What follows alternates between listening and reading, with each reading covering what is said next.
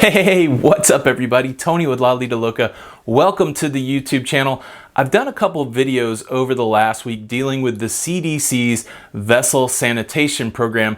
This is a voluntary program that cruise lines engage in that brings inspectors onto cruise ships for a sanitation inspection, and at the end of that inspection, the cruise ship receives a score. The first story I did was about the Carnival Fantasy receiving a really bad score on their sanitation inspection, and then the latest video that I did was about those cruise ships that scored 100, and that included a comparison of the cruise lines that had ships that scored in the 100 percentile and ranked them from bottom to top or top to bottom. There was one cruise line that was missing from the list of cruise ships that scored 100. There were no Carnival Cruise Line ships that had a score of 100, therefore they were not in the ranking. Now in that video I didn't mention Carnival, I just dealt with the cruise lines that had ships that were scoring 100, but as it always is, whenever there is a story about cruise ships, there is always talk about Carnival Cruise Line. There were a couple comments that made the suggestion that since Carnival was not on the list of the cruise ships that had scores of 100, then obviously there was something wrong with Carnival cruise ships, and well justified in never cruising on Carnival because they have poor sanitation. That was what was implied in these comments. And let me soapbox for a minute. It was not shocking that people were hating on Carnival because of the report with the Fantasy, hating on Carnival because they didn't have a ship that was in the 100. It's pretty standard fare. Look, I'm gonna play armchair psychologist for a second. One of the reasons that we put something down is because it makes our own choices feel better. If you've chosen a cruise line that you're loyal to, if you can put another cruise line down, it makes your choice feel better. But I think the disconnect for me is that when you degrade a thing, you also degrade the people that are loyal to that thing. So you see it on both sides. You see Carnival loyalists coming out in defense of their beloved cruise line, and you see people that aren't Carnival fans that are just trashing it. And a lot of the times it doesn't make sense how they're trashing it. Just because Carnival didn't have a ship that was a 100 scoring cruise ship, somehow that meant that their cruise ships don't have good overall sanitation. Have a rational argument. I don't like Carnival because of the entertainment. I found the food to be better on a cruise line, but just to blanket say, oh, I don't like Carnival, it's insulting to people that do like it. If your goal is to be insulting to people who do like it, good for you. I just don't think that's the right way to live your life. No judgment. You don't have to answer to me at the end of your days, but you might have to answer to somebody. Or maybe not. Depends what you believe, but still, it's always better to be nice to people, and one way to be nice to people is not to crap on the things that they like. Okay, off the soapbox. Let's address the idea that because Carnival was not on this list of ships that had 100, that therefore they don't have a good sanitation record. I've done it the same way that I did yesterday. I pulled a list of all of the Carnival Cruise Line cruise ships and their inspection scores. I'm going to go through them one at a time, show you a pretty picture of the ship, and then at the end, let's average it all up. Let's compare it to other cruise lines, and let's answer the question, does Carnival Cruise Line overall as a fleet have a good sanitation score? And make your decision from there. Starting off with the Carnival Breeze, it was inspected in May of 2019 with a score of 90.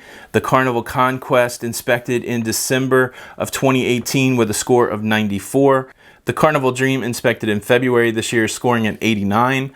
The Carnival Ecstasy scoring a 97 in July of 2018.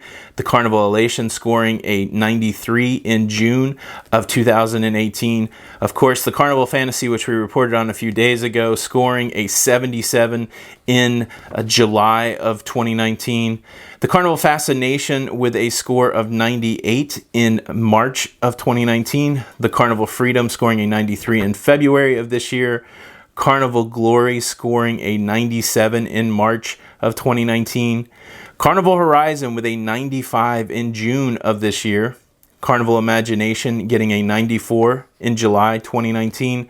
Carnival Inspiration also inspected in July of 2019 with a score of 97.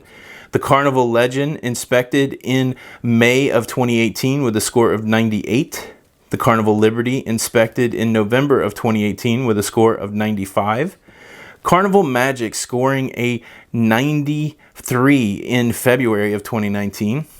The Carnival Miracle scored a 98 in May of 2019.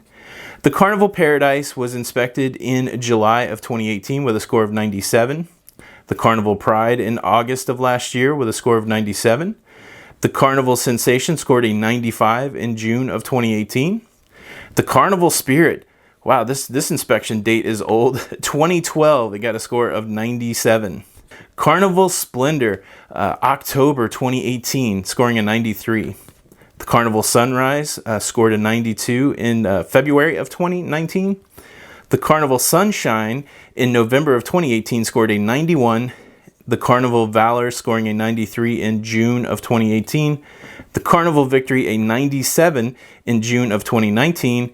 And the Carnival Vista scoring an 88 in December of last year. So just a reminder, a failing health score is 85 or below. And on that list, you only have the one example of a failed health score, and that was most recently with the Carnival Fantasy. There's only 2 other scores that were below 90, and again, those were passing scores. So overall, yes, there is one failing inspection, just happened recently, Carnival working to address that on the Carnival Fantasy, but fleet-wide, very few examples of low scores for their large fleet of cruise ships. So what's the total average for the Carnival fleet? Their total average is 94%. Of course, they do have that low score that is bringing them down, but a huge fleet scoring 94, well in the acceptable range for cruise ships that are operating in a way that has sanitation and health at the forefront.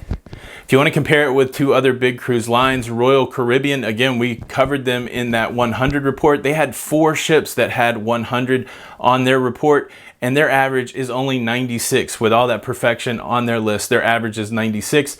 And then Norwegian Cruise Line, a smaller fleet, their average also 96. So there's only 2 percentage points that separate Carnival and Royal and Norwegian. And when it comes to this kind of math, 2 percentage points really not considered that significant. It's really not the kind of numbers that are going to make you say that one cruise line is super clean and one cruise line is super dirty. It's just a cheap way to go after Carnival, honestly, to say because they had one failing cruise ship and because they didn't have a ship that had 100, that obviously the cruise line is unsanitary. You got to come up with some better excuses than that.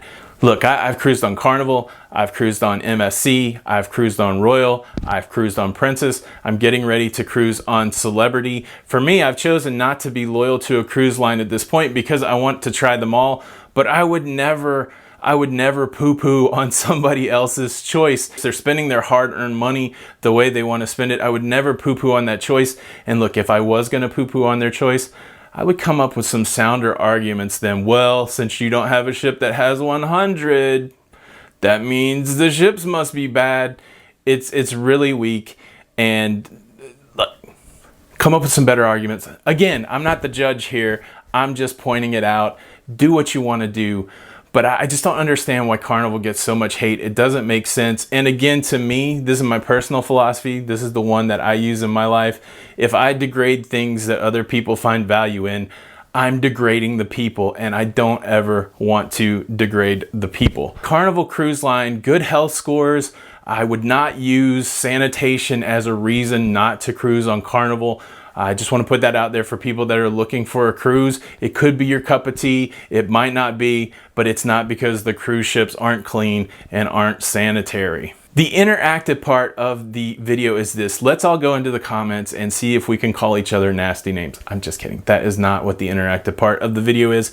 How about this? How do you choose a cruise ship? Let's imagine that these comments are going to be read by never cruised people trying to decide what to go on a cruise. How do you choose your cruise ship? How do you choose your cruise line? What's important to you? Look, me, I'm a ship guy, and right now I'm on this quest to try as many different ships and cruise lines as possible. That's my criteria. If you ask me what ship that I would choose next, I would say I would choose one that I've never been on, and I'd choose a line that I'd never been on until I've gone on them all, and then I might go back and do something else again. But How do you choose it? Leave a comment below. Thanks so much for stopping by. If you're brand new here and you like this kind of content, if you like to cruise, please consider subscribing to the channel. Join us over on Facebook at the Lido Loca cruising community. Make a new cruising friend over there. The links for all that in the description below. Again, this is Tony with Lido Loca. Got some more videos for you popping up. Make sure you check those out. Thanks for coming by, and until the next time, we'll see you on the Lido. Bye.